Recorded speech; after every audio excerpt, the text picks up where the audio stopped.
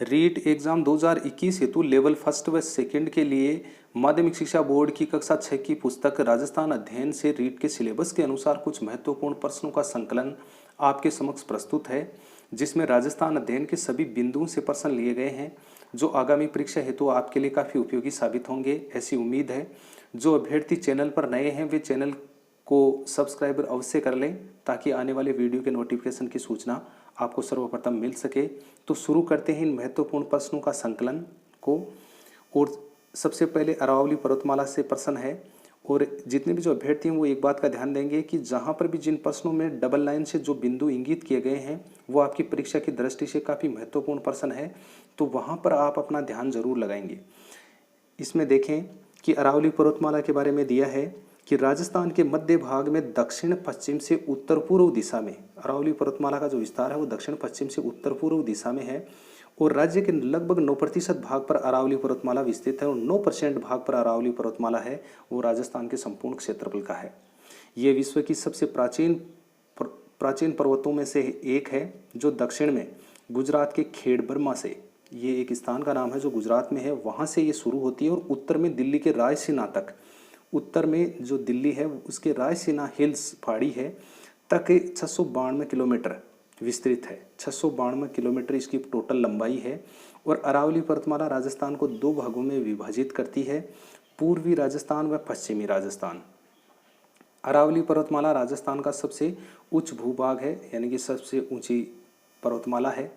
तो इसमें कई प्रश्न बने हैं, तो वहाँ पर जहाँ पर इन पर डबल लाइन से जो शब्द इंगित किए गए हैं उन पर ज़रूर आप अपना ध्यान लगाएंगे। फिर देखना आगे, ख्वाजा मोइनुद्दीन चिश्ती के बारे में प्रश्न है कि ख्वाजा मोइनुद्दीन चिश्ती ईरान से भारत आए थे, देश का नाम ईरान दिया है, वहाँ से ये भारत आए थे। इनको गरीब नवाज के नाम से भी जाना जाता है, और अजमेर में उनकी दरगाह पूरे देश के लोगों की आस्था का केंद्र है। इस्लामिक कैलेंडर के रजब माह की पहली से 6वीं तारीख तक, ये इस्लामिक कैलेंडर का जो इस्लामिक महीना है रजब माह है, उसमें पहली से 6वीं तारीख तक ख्वाजा साहब का उर्स अजमेर में मनाया जाता है, और ये मेला सर्वधर्म सद्भाव की अनूठी मिसाल भी माना जाता है। फिर राजस्थान के परिवहन के साधनों में सड़क परिवहन महत्वपूर्ण साधन है, ये परिवहन से संबंधित सवाल है। इसमें राजस्थान राज्य के परिवहन निगम 1 अक्टूबर 1964 में स्थापित हुआ था, और राजस्थान पथ परिवहन निगम है वो 1 अक्टूबर सन 1964 को स्थापित हुआ था। राजस्थान में सड़कों की सर्वाधिक लंबाई जोधपुर में बताई गई है, और न्यूनतम जो सड़कों की लंबाई बताई है वो है धौलपुर में। NH-15 जो नेशनल हाईवे है, NH-15 ये राज्य का सबसे लंबा राष्ट्रीय राजमार्ग है, और सबसे छोटा राष्ट्रीय राजमार्ग है वो 71B को बताया गया है। फिर चंबल परियोजना के बारे में सवाल है कि यह परियोजना राजस्थान और मध्य प्रदेश राज्यों की संयुक्त परियोजना है, दो राज्यों की परियोजना है ये, राजस्थान और मध्य प्रदेश की। इस परियोजना के अंतर्गत कुल 4 बांध हैं, इस नदी पर कुल 4 बांध बनाए गए हैं। गांधी सागर बांध मध्य प्रदेश के मंदसौर जिले में स्थित है, ये गांधी सागर बांध मध्य प्रदेश के मंदसौर जिले में स्थित है। और राजस्थान में चित्तौड़गढ़ जिले में राणा प्रताप सागर बांध, चित्तौड़गढ़ जिले में भी एक बांध है राणा प्रताप सागर, और कोटा जिले में 2 बांध बताए गए हैं, एक जवार सागर और दूसरा है वो कोटा बैराज बांध है। इस परियोजना में दोनों राज्यों को जल विद्युत एवं सिंचाई की सुविधाएं मिलती है, जल विद्युत बिजली भी बनती है, और सिंचाई के लिए भी जो पानी है वो भी उसकी सुविधाएं भी मिलती है। तो इसमें कई प्रश्न बन रहे हैं, तो इसमें आप ध्यान देंगे। फिर एक लोक संत हैं दादू दयाल, उनके बारे में सवाल है कि दादू दयाल के जन्म स्थान को लेकर विद्वानों की एक राय नहीं है। 1585 में फतेहपुर सीकरी में इन्होंने अकबर से भेंट की थी। ये प्रश्न कई बार प्रतियोगी परीक्षाओं में पूछा गया है कि राजस्थान का एक ऐसा संत जिसकी मुलाकात है वो अकबर से फतेहपुर सीकरी में हुई थी, तो वो दादू दयाल हैं। सन 1585 में फतेहपुर सीकरी ये आगरा में है, और अकबर से इनकी भेंट हुई थी। उसके बाद में दिया है कि फिर राजस्थान आकर भक्ति का प्रसार करते रहे, और 1603 में नारायणा गांव में, ये जयपुर के आसपास का गांव है, और वहाँ पर इन्होंने देह है वो त्याग दी थी। फिर राजस्थान के मानचित्र में कुछ प्राचीन सभ्यताएं दी गई हैं, और उन सभ्यताओं के स्थान भी बताए गए हैं कि कौन सी सभ्यता है वो किस जिले में है, तो उससे संबंधित ये सवाल है। तो इसमें देखना, कालीबंगा सभ्यता है वो हनुमानगढ़ में है, सोनारी सभ्यता है वो झुंझुनू में, गणेश्वर सभ्यता सीकर में, और बैराट सभ्यता है वो जयपुर में है। इसमें थोड़ा सा ये दिखाया सही तरीके से नहीं है। सोती है वो बीकानेर में बताई है। बड़ोपल है ये सभ्यता स्थल हनुमानगढ़ में, रंगमहल सभ्यता स्थल ये भी हनुमानगढ़ में है, और जो पीलीबंगा है ये भी हनुमानगढ़ में बताया गया है। कालीबंगा, पीलीबंगा, रंगमहल और बड़ोपल ये हनुमानगढ़ जिले में है और सोती बीकानेर में है। तो इन सभ्यता स्थलों के बारे में भी पूछा जाता है कि कौन सा सभ्यता स्थल किस जिले में है। फिर इसी प्रश्न के अंतर्गत कुछ और सभ्यता स्थलों के नाम हैं, जैसे दर सभ्यता स्थल है वो भरतपुर में है, रेड और नगर सभ्यता है वो टोंक जिले में है। फिर एक प्रश्न और रह गया इसमें कि इसमें है कि जो नगरी सभ्यता, एक तो नगर सभ्यता थी वो तो टोंक में है ही, और नगरी सभ्यता है वो चित्तौड़गढ़ में है। आहड़ सभ्यता है वो उदयपुर में है, और गिल्लूंड सभ्यता है वो राजमंद में है, और बागोर सभ्यता है वो भीलवाड़ा में है, और तिलवाड़ा सभ्यता है वो है बाड़मेर में। तो इसमें ये अलग अलग स्थानों पर राजस्थान के सभ्यता स्थल चिन्हित किए गए हैं।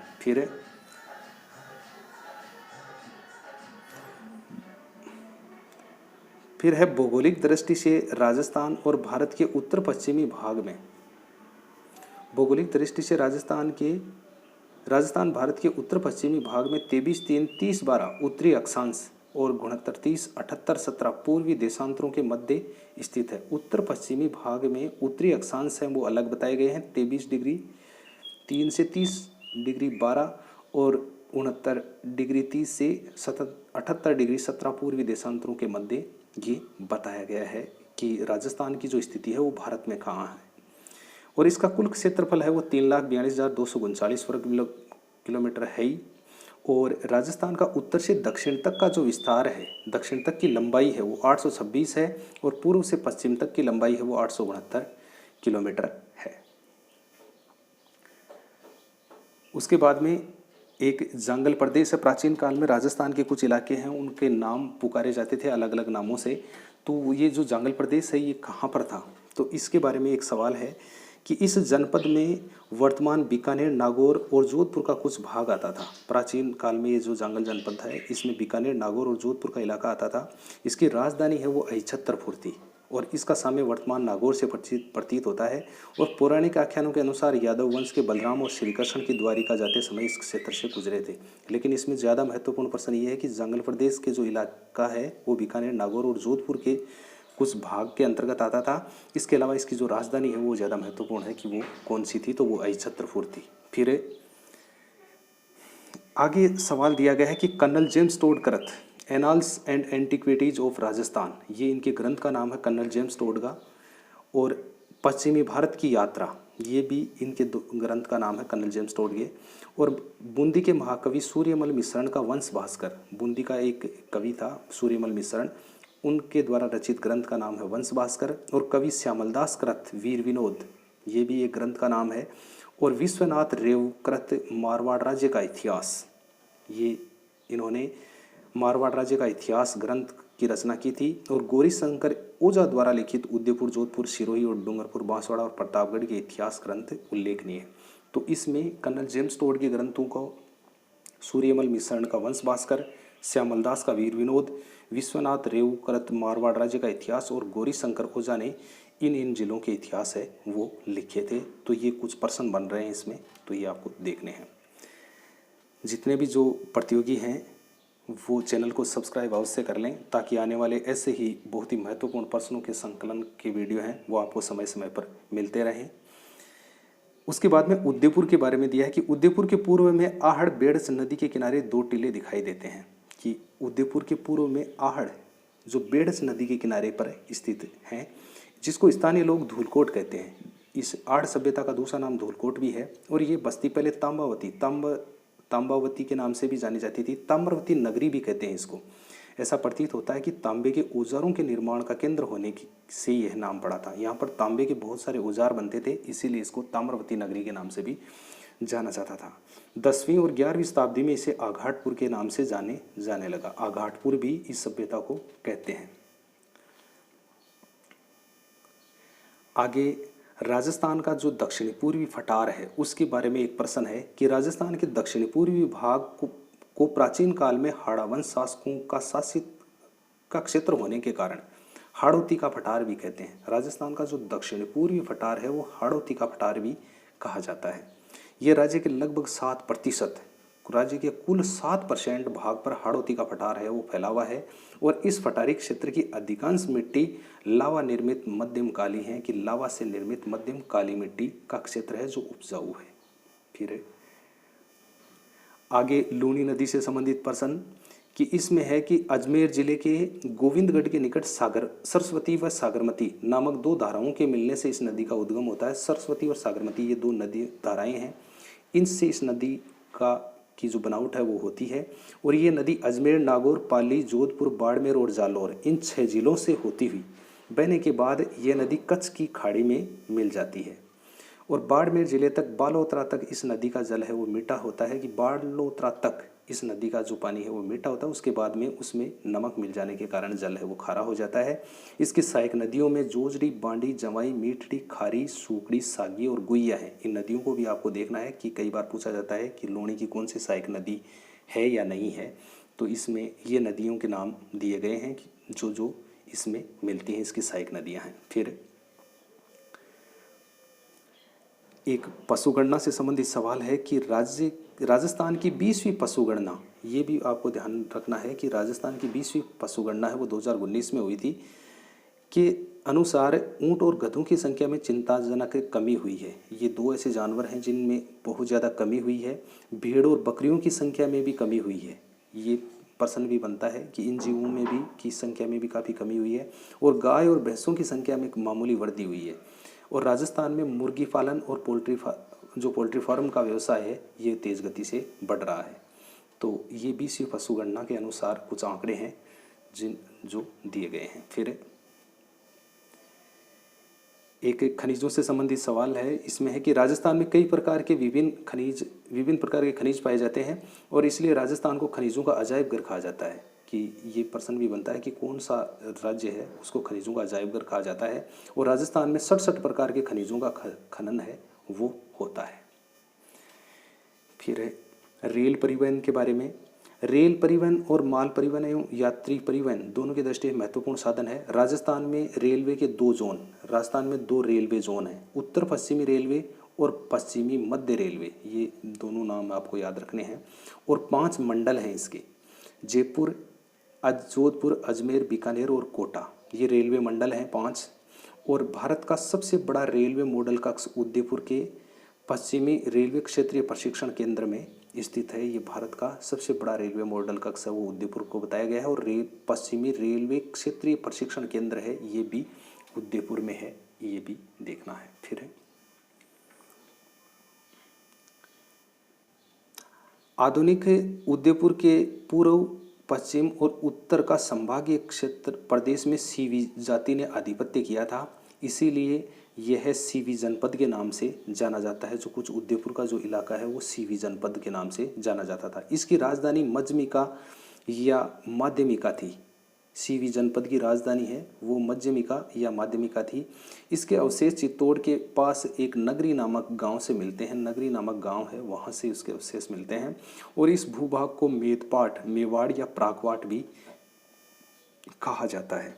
तो ये जनपद सीवी जनपद से संबंधित सवाल था, जिसकी राजधानी है वो मध्यमिका और माध्यमिका थी। और मेवाड़ को मेदपाट और प्रागवाट के नाम से भी जाना जाता है। फिर है राजस्थान की पश्चिमी अंतर्राष्ट्रीय सीमा पाकिस्तान देश से मिलती है जो लगभग 1070 किलोमीटर लंबी है। तो भारत और पाकिस्तान के बीच जो रेड क्लिफ रेखा है ये 1070 किलोमीटर है। और हमारे देश एवं राज्य को पाकिस्तान से अलग करने वाली इस रेखा को रेड क्लिफ कहा जाता है। इसका निर्धारण आज़ादी के समय, ये कई बार प्रश्न पूछा जाता है कि रेड क्लिफ रेखा का निर्धारण कब हुआ था, तो सन 1947 में भारत पाकिस्तान का जब बंटवारा हुआ था उस समय ही इसका निर्धारण कर दिया गया था। फिर एक सवाल है, ऑब्जेक्टिव टाइप सवाल है, इसमें है कि सेना को वेतन देने और सेना संबंधी अन्य कार्यों की जिम्मेदारी होती थी। ये प्राचीन राजस्थान की बात हो रही है कि सेना को वेतन देने का काम है और सेना संबंधी अन्य कार्यों की जिम्मेदारी है वो इनमें से किस व्यक्ति की होती थी। तो इनमें से जो बख्शी नामक व्यक्ति होता था उसकी ये जिम्मेदारी हुआ करती थी प्राचीन काल में। फिर एक अरावली पर्वतमाला से और भी संबंध सवाल है, ये हालांकि पहले आ चुका है इसीलिए इसको देखने की जरूरत नहीं। फिर और देखें आगे, राज्य में मीठे पानी की झीलों के अतिरिक्त जयपुर, अजमेर, नागौर के मध्य सांबर झील। राजस्थान में मीठे पानी की झीलों में देखना, जयपुर, अजमेर और नागौर के मध्य जो सांबर झील है ये खारी झील है ना। जयपुर, अजमेर और नागौर ये तीन ऐसे ज़िले हैं, इनमें सांबर झील की स्थिति है। फिर बाड़मेर में पंचपदरा झील है, ये भी खारे पानी की है। फिर नागौर में डीडवाना झील है, ये भी खारे पानी की झील। फिर बीकानेर में लूणकरणसर झील और जैसलमेर में पोखरण झील और जोधपुर की जो फलौदी झील है ये सब की सब खारे पानी की झीलें हैं। तो इस प्रश्न में राजस्थान की जो खारे पानी की झीलें हैं उनके नाम दिए गए हैं और उनके स्थानों के नाम दिए हैं। फिर एक पशुपालन से संबंधित एक सवाल और है कि पशुपालन की दृष्टि से राजस्थान का देश में दूसरा स्थान है। पशु को पालने की दृष्टि से राजस्थान का दूसरा स्थान है और राजस्थान में भारत का लगभग 11.27%, ये भी आपको ध्यान रखना है कि 11.27%, 27% पशुधन है वो पाया जाता है। और मरुस्थलीय और पर्वतीय क्षेत्रों के अलावा संपूर्ण राजस्थान के अधिकतर किसान खेती के साथ साथ पशुपालन भी करते हैं। फिर राजस्थान के अन्य फटारों में प्रमुख हैं, राजस्थान के कुछ फटारों के नाम दिए गए हैं। जैसे सिरोही में है वो उड़िया और आबू फटार है, और उदयपुर एवं राजसमंद में है वो है बोराट का फटार, और चित्तौड़गढ़ में मेसा फटार है। इसके अलावा चित्तौड़गढ़ और भीलवाड़ा जिले के पूर्वी भाग को उपरमाल फटार के नाम से जानते हैं, और उदयपुर और प्रतापगढ़ में है वो लसाड़िया फटार स्थित है। तो ये राजस्थान के फटारों के नाम हैं जो इसमें दिए हैं। फिर आगे के सवाल में कि डूंगरपुर जिले की सागवाड़ा तहसील के गलियाकोट कस्बे में फखरुद्दीन मौला की मज़ार है। जो पीर साहब हैं फखरुद्दीन, उनकी मज़ार है वो डूंगरपुर में गलियाकोट कस्बा है जो सागवाड़ा तहसील में पड़ता है। वहाँ पर इस जो संत की मज़ार बनी हुई है, जिस मज़ार को मज़ार फखरी के नाम से भी जाना जाता है। और यह दाऊदी बोहरा समाज की आस्था का बहुत बड़ा केंद्र है, और ये दाऊदी बोहरा समाज है उसका सबसे बड़ा आस्था का केंद्र है, और यहाँ उसमें सभी वर्गों के लोग बड़ी उत्साह से भाग लेते हैं। फिर राजस्थान के दक्षिणी भाग में बांसवाड़ा और प्रतापगढ़ जिलों में माही व सहायक नदियों के द्वारा कुछ मैदानी भाग हैं जिन्हें माही के मैदान के नाम से जाना जाता है। ये प्रश्न आता है कई बार कि माही का मैदान कहाँ है, तो बांसवाड़ा और प्रतापगढ़ में है। और 56 गांवों के समूह और 56 नदी नालों से निर्मित होने के कारण इसे 56 का मैदान ही कहते हैं। माही के मैदान का जो अन्य नाम है वो 56 का मैदान ही है, और ये बांसवाड़ा और प्रतापगढ़ में स्थित है। फिर अंतिम सवाल में है कि राजस्थान के 5 पीरों में प्रमुख हैं। 5 पीर हैं, उनके नाम आगे दिए गए हैं, रामदेव जी, पापू जी, मेहा जी, हड़पू जी और गोगा जी। ये 5 नाम हैं जो राजस्थान के पंचपीर के नाम से जाने जाते हैं। गोगा जी चौहान शासक और गोरखनाथ से प्रभावित थे। गोगा जी के जो गुरु थे वो गोरखनाथ थे, और भाद्रपद कृष्ण नवमी को गोगा नवमी के रूप में मनाया जाता है। कई बार प्रश्न आया है ये कि गोगा नवमी किस तिथि को मनाया जाता है, तो भाद्रपद कृष्ण नवमी को, न कि शुक्ल नवमी को। ये कृष्ण नवमी को मनाया जाने वाला त्यौहार है, और इस दिन गोगा जी की पूजा अर्चना की जाती है। और गोगा मेड़ी हनुमानगढ़ में महीने भर तक चलने वाला ये मेला है, और हनुमानगढ़ में जो गोगा मेड़ी स्थान है वहाँ पर इनका मेला है वो चलता है। फिर इस तरह से ये आपके जो 28 सवाल थे, हालांकि सवालों की संख्या तो इसमें कहीं ज़्यादा है, वैसे पॉइंट ही आए हैं 28, वैसे इसमें सवालों की संख्या काफ़ी ज़्यादा है। तो आप हैं इस वीडियो को एक बार फिर से स्टार्ट करके जो महत्वपूर्ण प्रश्न है, हालांकि मैंने पूरा प्रयास किया है कि इसमें महत्वपूर्ण प्रश्नों का संकलन ऐसा हो जो आपकी प्रतियोगी परीक्षाओं के लिए बहुत ही सही साबित हो, तो वो मैंने इसमें संकलन किया है। ऐसे ही वीडियो के संकलन आपको समय समय पर मिलते रहेंगे, और मेरा पूरा प्रयास रहेगा कि वीडियो ऐसे हों जो आपकी प्रतियोगी परीक्षा के लिए काफ़ी सहायक साबित होने वाले हों। तो उन्हीं का संकलन करके मैं आपके सामने समय समय पर प्रस्तुत करता रहूँगा। अगर जो अभ्यर्थी चैनल पर नए हैं तो चैनल को सब्सक्राइब अवश्य कर लें, ताकि आने वाले जितने भी जो वीडियो हैं उनके नोटिफिकेशन की सूचना आपको सर्वप्रथम मिल सके। तो मिलते हैं एक नई वीडियो के साथ में, तब तक के लिए जय हिंद, जय भारत।